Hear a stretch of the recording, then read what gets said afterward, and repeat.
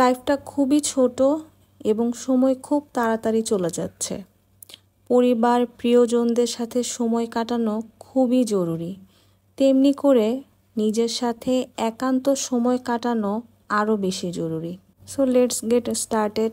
সকালবেলা ঘুম থেকে উঠে ফ্রেশ হয়ে আমি ময়শ্চারাইজার ইউজ না করলে ফেসে র্যাশ উঠে যায়, সাথে আমি সানস্ক্রিনটাও অ্যাপ্লাই করে নিই। আর রাতের বেলা আমি সিঙ্কে কোনো কিছু রাখি না, সব কিছু ক্লিন করে রাখলেও সকালবেলা এই দৃশ্য থাকে। সব সময় দেখা যায় গুছিয়ে রাখা যায় না। তো আমি জারটা ক্লিন করে রেখেছিলাম, কিছু একটা রাখবো। তো আমি সুপি নুডলস বানিয়ে নিচ্ছি শর্টকাট, ডিম দিয়ে একদম বানিয়ে নিয়েছি। এরপর আমি ঢেঁড়স ভাজি করে ফেললাম।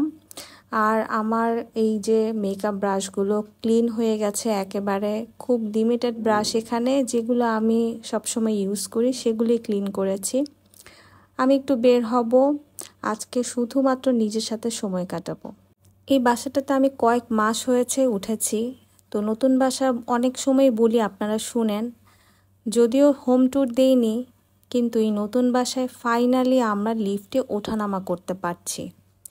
কে জানি লিফটে এই প্লাস্টিকগুলো উঠিয়ে ফেলেছে, জানি না। যাই হোক, আমি এমন একটা টাইমে বের হয়েছি, পুরা ভর দুপুরে, রোদের প্রচণ্ড উত্তাপ ছিল। তো আমার একটা কাজ ছিল, সেই কাজটা সারলাম, প্রায় 1 ঘন্টা লেগে গেল। এরপর আমি একটু রিক্সা রাইড করে চলে গেলাম বৃক্ষ মেলাতে, যেটা হচ্ছে আগারগাঁয়ে, যেখানে আগে পুরনো বাণিজ্য মেলা হতো আর কি। তো আমি নিজের সাথে সময় কাটাবো ভেবেছি, কোথাও গিয়ে বসি। আমাদের দেশটা এমন যে চাইলে আমরা পার্কে গিয়ে শুয়ে বসে থাকতে পারি না। আর আমি যেহেতু গার্ডেনিং করতে পছন্দ করি, তো বৃক্ষমেলা হচ্ছে, এটা আমি মিস দিতে চাচ্ছিলাম না। গত বছরও আমি বৃক্ষমেলায় গিয়েছিলাম, কিন্তু এবার আমি পণ করে গিয়েছিলাম যে আমি তেমন কোনো গাছ কিনবই না, শুধু যদি ইনডোর প্ল্যান্ট 2-1টা চোখে পড়ে নিব, নয়তো এগুলো বহন করে আনাটা আমার জন্য টাফ হয়ে যাবে। আর বেশি গাছ কিনে ফেললে আমার হাজব্যান্ডকে কল করে আমাকে ডাকাতে হবে যে এগুলো নিয়ে চলো। তো এত এত গাছ সম্পর্কে জানা যায়, যারা গাছ পালন করতে পছন্দ করেন, গার্ডেনিং পছন্দ করেন, বৃক্ষমেলায় নিশ্চয়ই আপনারা গিয়ে থাকেন। আমি যেদিন গিয়েছিলাম সেদিন অনেক নিরিবিলি পরিবেশ ছিল, হয়তোবা টাইমিংটার জন্য একদম দুপুরের পর গিয়েছি, আর প্রচণ্ড গরম ছিল সেদিন, এটাও হয়তো হতে পারে। বাট গত বছর অনেক বেশি ভিড় ছিল, জমজমাট ছিল, সূর্যটা একদম মাথার ওপরে। তারপরও আমি ঘুরে ঘুরে গাছ দেখছি। আমার সেদিন ইন্টেনশন ছিল যে আমি ঘুরে ঘুরে গাছ দেখব, কিনবো কম, কিন্তু বাগান বিলাস দেখলে আমি লোভে পড়ে যাই। কতবার যে বাগান বিলাস কিনতে গিয়েও কিনে নিই।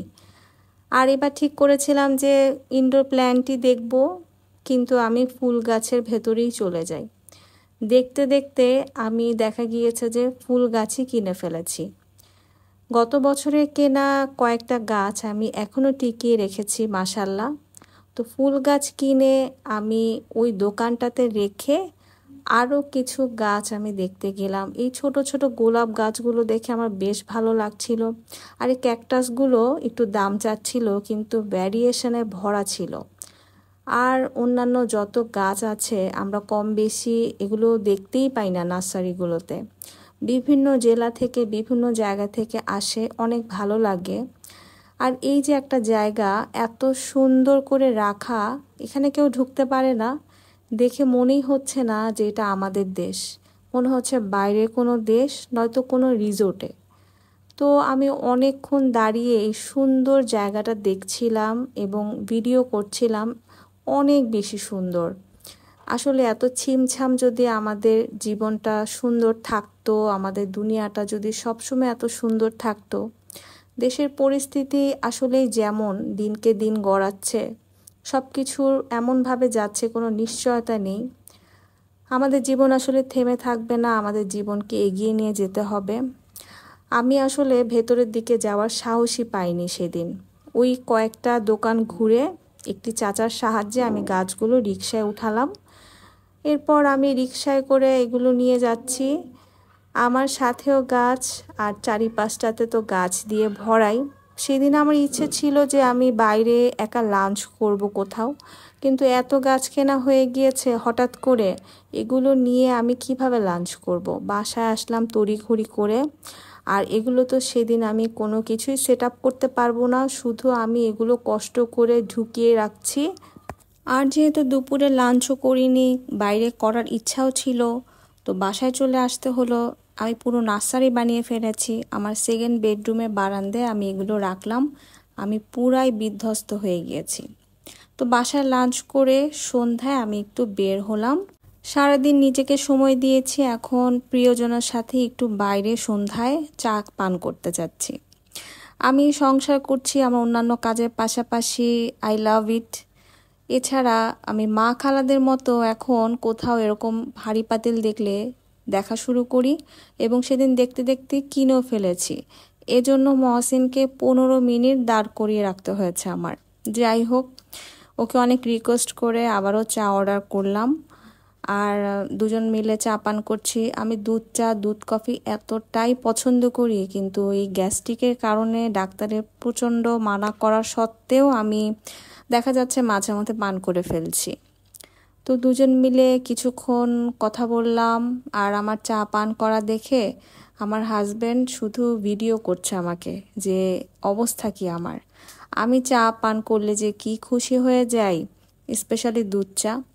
যাই হোক, বাসায় ফিরলাম, আর এই যে আমি যে কিনেছিলাম মা খালাদের মতো দাঁড়িয়ে দাঁড়িয়ে রাস্তা থেকে এই পাতিলগুলো, সেগুলো একটু দেখছি। বেশ ভালোই হয়েছে। আসলে পুরনো পাতিলগুলোকে ফেলে দিয়ে নতুন কোনো কিছু ব্যবহার করাটাই কিন্তু জরুরি। তো আমি পাতিলগুলোর সাথে একটি হামানদিস্তা কিনেছি। আমার অনেক দিনের একটি ইচ্ছে ছিল ব্যবহার করার, কিন্তু এটা আসলে বেশি একটা ভালো পড়েছে কি না আমি কনফিউজড, কারণ এটা একটু জং ধরা। এখন আপনারাই বলুন, এটা কি ইউজ করা যাবে? জংটাকে কোনোভাবে সরানো যাবে? আমার আজকের ব্লগটি ভালো লেগে থাকলে আমার পেজে একটি ফলো দিবেন, এবং আমার ব্লগ ভিডিওগুলো শেয়ার করে আমার পাশে থাকবেন। সবাই ভালো থাকবেন।